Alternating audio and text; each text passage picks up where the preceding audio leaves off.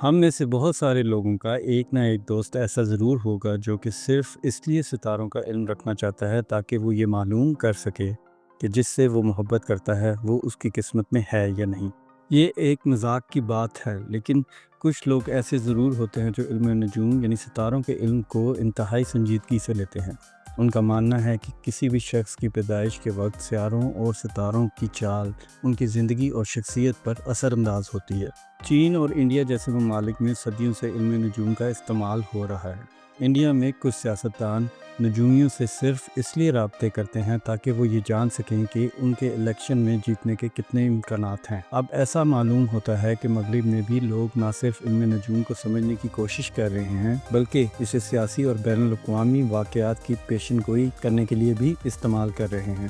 اس طرح کے کام یورپ اور امریکہ میں بہرحال کم ہوتے ہیں، لیکن وہاں ایسا ہو ضرور رہا ہے۔ ٹک ٹاک پر شمالی امریکہ کے ایسے بہت سارے ٹک ٹاکرز موجود ہیں جو کہ علم نجوم کی مدد سے علاقائی صورتحال بتا رہے ہوتے ہیں۔ اس وقت وہ ایک نقشے کے سامنے بیٹھے ہوتے ہیں جس پر سورج، چاند اور ستارے نظر آ رہے ہوتے ہیں۔ ان کے مطابق یہ سورج، چاند، ستارے اور اس وقت بھی انہی مقامات پر موجود تھے جب امریکہ، عراق اور یورپ جیسے ممالک وجود میں بھی نہیں آئے تھے۔ ایران پر امریکی حملے کے بعد ایک ٹک ٹاکر نے اپنی ویڈیو میں یہ کہا ہے کہ ڈونلڈ ٹرمپ کی یورینس کی ایک لکیر ایران کی طرف جا رہی ہے، جس کا مطلب خراب تعلقات ہوتے ہیں۔ ایک ٹک ٹاکر نے ایسی ہی ویڈیو اس دن پوسٹ کی جس میں 1 یا 2 جولائی کو ایران پر حملے کی پیشن گوئی کی گئی تھی۔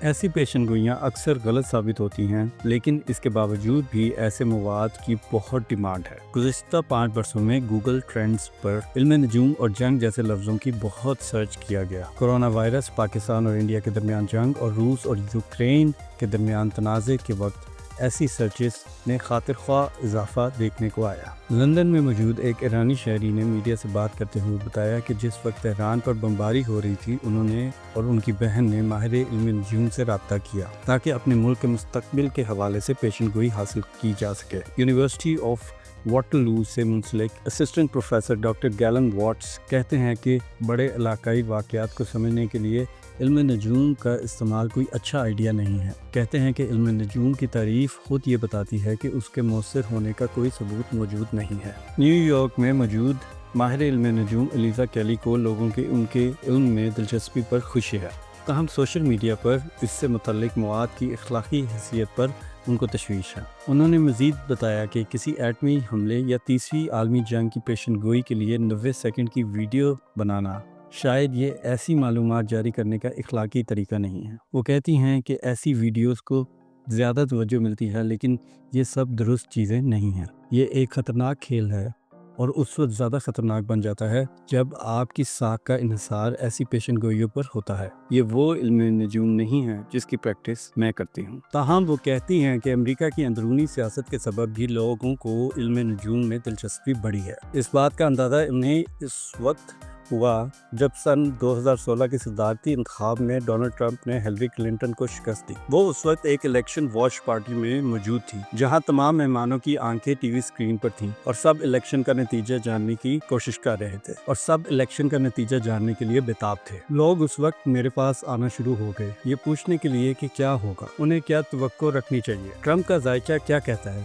ہیلری کا ذائقہ کیا کہتا ہے۔ کیلی کے مطابق اس وقت مجھے معلوم ہوا کہ لوگ سیاسی اور علاقائی پیش رفت سمجھنے کے لیے بھی علم نجوم کا استعمال میں دلچسپی رکھتے ہیں۔ کورونا وائرس کا پھیلاؤ ایک اور موقع تھا جب لوگ غیر یقینی صورتحال میں جوابات کی تلاش میں تھے۔ اسی دوران کیسی لیونتھل نے اس وبا کے پھیلاؤ کے پیشن گوئی کے لیے علم نجوم کا سہارا لیا۔ ان کے والدین اس وقت کینسر کے مرض میں مبتلا تھے۔ انہوں نے اپنے والدین کو احتیاطی تدابیر بتانے اور مزید چوکس بنانے کے لیے علم نجوم کا سہارا لیا۔ جب میں نے کیسی کو کہا کہ علم نجوم کی سائنسی بنیاد نہیں ہے تو انہوں نے جواب دیا کہ وہ اس معاملے کو اپنی ٹول کٹ میں موجود ایک ایسا ٹول سمجھتی ہیں جو کہ ان کی سمجھ کو بہتر بناتا ہے۔ وہ کہتی ہیں کہ انہوں نے امریکی سیاست کو سمجھنے کے لیے بھی علم نجوم کا سہارا لیا تھا۔ ٹرمپ کے ذائقے میں نہ کوئی سیارہ نہ کسی زمین کا نشان، ان کا چاند جذبات سے منسلک سیارہ برج قوس میں افراتفری کی علامت سمجھا جاتا ہے۔ اسی لیے ٹرمپ کے مزاج میں افراتفری اور جلد بازی ہے۔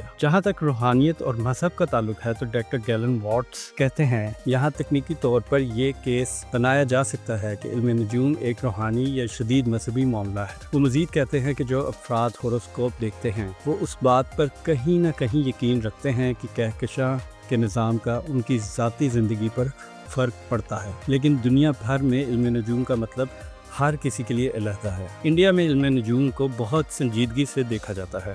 مثال کے طور پر وہاں علم نجوم کا استعمال کنڈلی بنانے کے لیے ہوتا ہے، جو کہ شادی سے قبل دیکھی جاتی ہے اور اسے دیکھ کر خاندان کے 2 لوگوں کی شادی کرنے یا نہ کرنے کا فیصلہ کیا جاتا ہے۔ ڈاکٹر گیلن واٹس کہتے ہیں کہ مغرب میں علم نجوم کا استعمال دوسرے طریقے سے ہوتا ہے اور اس کو دیکھنے کے لیے انفرادی نظریہ سب کا الگ ہے۔ جب وہاں لوگ اپنے ستاروں کا علم جانتے ہیں تو وہ بہت لچک دکھاتے ہیں۔ لوگوں کی اپنی مرضی ہوتی ہے کہ وہ کتنی بار اور کب اپنی قسمت کا حال جاننا چاہتے ہیں، وہ اس کو زیادہ سنجیدگی سے بھی نہیں لیتے۔ جہاں تک علم نجوم کا تعلق ہے تو میرے خیال میں یہ بہت سے پیچیدہ سوالات کا آسان جوابات ڈھونڈنے کا ایک طریقہ ہے۔ مغرب میں علم نجوم کے استعمال میں اضافے کے باوجود پیور ریسرچ سینٹر کی تحقیق میں یہ بات سامنے آئی ہے کہ امریکہ میں صرف 27% لوگ علم نجوم پر یقین رکھتے ہیں۔ سن 2017 اور سن 2024 میں یہ نمبر ایک جیسا رہا ہے۔ جب اعداد و شمار ایک بات کی نفی کر رہے ہیں تو پھر علم نجوم